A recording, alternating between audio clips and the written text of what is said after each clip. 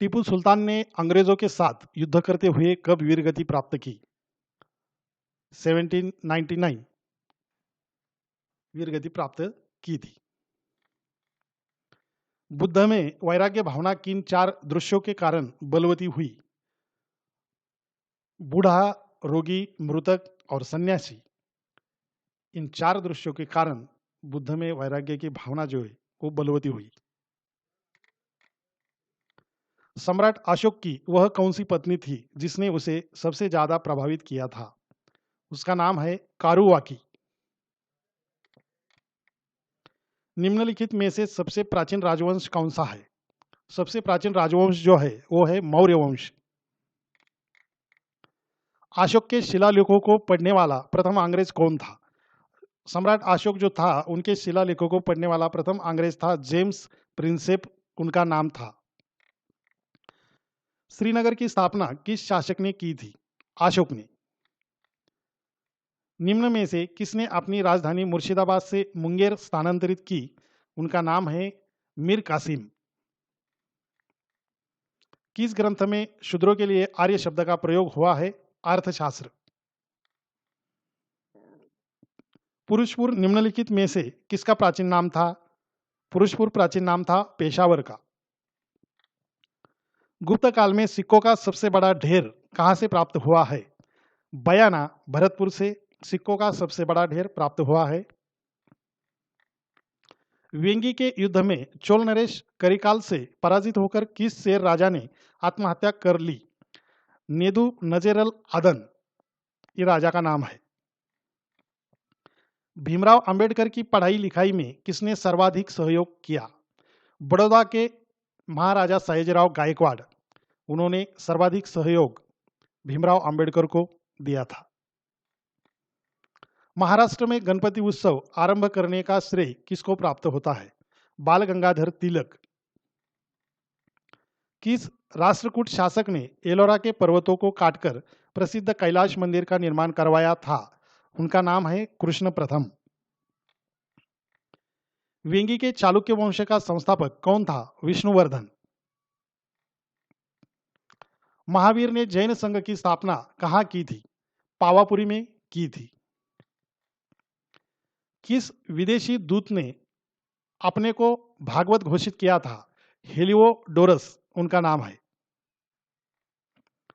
वैदिक कालीन लोगों ने सर्वप्रथम किस धातु का प्रयोग किया था? उस धातु का नाम है तांबा। हल संबंधी अनुष्ठान का पहला व्याख्यात्मक वर्णन कहां से मिला है? हल संबंधी अनुष्ठान का पहला जो व्याख्यात्मक वर्णन है वो शतपथ ब्राह्मण में मिला है। किस वेद की रचना गद्य एवं पद्य दोनों में की गई है? उस वेद का नाम है यजुर्वेद। ज्ञानमार्गी शाखा के कवियों को किस नाम से पुकारा जाता है? उनको संत कवि इस नाम से पुकारा जाता है। निम्नलिखित में से किसे जाटों का प्लेटो कहा जाता है? उनका नाम है Surajmal. Surajmal is equal to जाटों का प्लेटो। किस बौद्ध संगीति में बौद्ध धर्म के ग्रंथों में संस्कृत का प्रयोग प्रारंभ हुआ? उस संगिनी का चतुर्थ संगिनी में यह हुआ था। वेदांत किसे कहा गया है? उपनिषदों को वेदांत कहा गया है। महात्मा बुद्ध द्वारा दिए गए प्रथम उपदेश को क्या कहा जाता है? ये पहले उपदेश को धर्मचक्र प्रवर्तन कहा जाता है। सन 1932 में अखिल भारतीय हरिजन संघ की स्थापना किसने की थी? महात्मा गांधी ने की थी। महमूद गजनवी के आक्रमण के समय हिंदूशाही साम्राज्य की राजधानी कहाँ थी? उदमांडपुर या ओहिंद यहां थी। मराठों ने गुरिल्ला युद्ध प्रणाली का कुशल प्रशिक्षण संभवतः किससे प्राप्त किया था? अहमदनगर के अबिसिनियाई मंत्री मलिक अंबर से प्राप्त किया था। भारतीय इतिहास में अमरम का अर्थ क्या हुआ करता था? अमरम का अर्थ है जागीर। अशोक ने कलिंग पर कब आक्रमण किया था?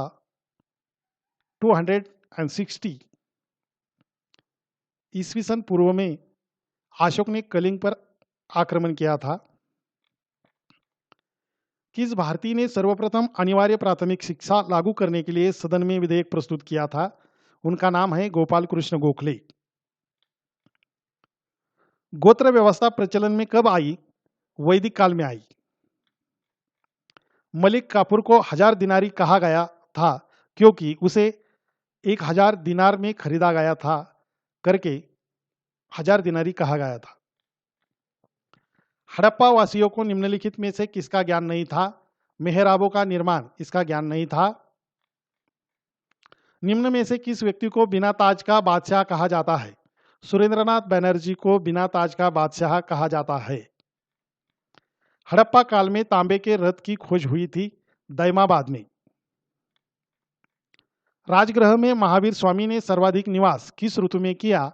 वर्षा ऋतु में सर्वाधिक निवास किया था। जैन धर्म के पहले तीर्थंकर के रूप में किसे जाना जाता है? ऋषभदेव को जैन धर्म के पहले तीर्थंकर के रूप में जाना जाता है। महावीर स्वामी यति कब कहलाए? महावीर स्वामी जो यति जो कंसेप्ट है घर त्यागने के बाद उसे यति कहलाते हैं। अलाउद्दीन खिलजी का मूल नाम क्या था? अलाउद्दीन खिलजी का मूल नाम था अली गुरशास्प। अली गुरशास्प। महावीर के निर्वाण के बाद जैन संघ का अगला अध्यक्ष कौन हुआ? सुधर्मन उनका नाम है। किस शासक के काल में चतुर्थ बौद्ध संहिता का आयोजन कश्मीर में हुआ था? वो शासक का नाम है कनिष्क। आदि जैन ग्रंथों की भाषा क्या थी? प्राकृत भाषा थी। जैन धर्म के 5 व्रतों में सर्वाधिक महत्वपूर्ण व्रत कौन सा है? वो व्रत का नाम है अहिंसा। सर्वप्रथम चारों आश्रमों के विषय में जानकारी कहाँ से मिलती है? जाबालोपनिषद से चारों आश्रमों के विषय में जानकारी मिलती है।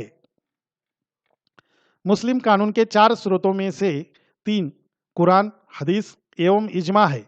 निम्नलिखित में से कौन सा चौथा स्रोत है? वो चौथे स्रोत का नाम है कयास। मोहेंजोदड़ो स्नानागार के पश्चिम में स्थित स्तूप का निर्माण किस काल में किया गया था? कुषाण काल में किया गया था। भारत में धन का निष्कासन का क्या तात्पर्य है?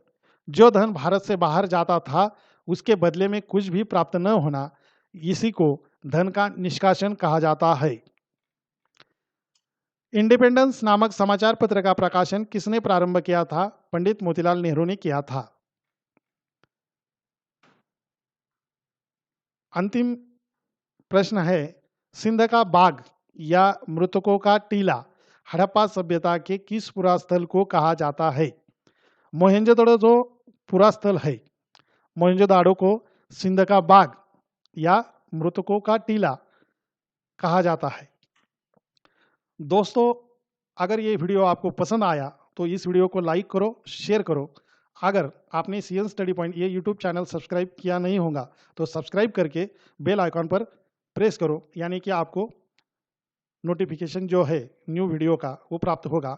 धन्यवाद। फिर से मिलेंगे दोबारा दूसरे भाग में।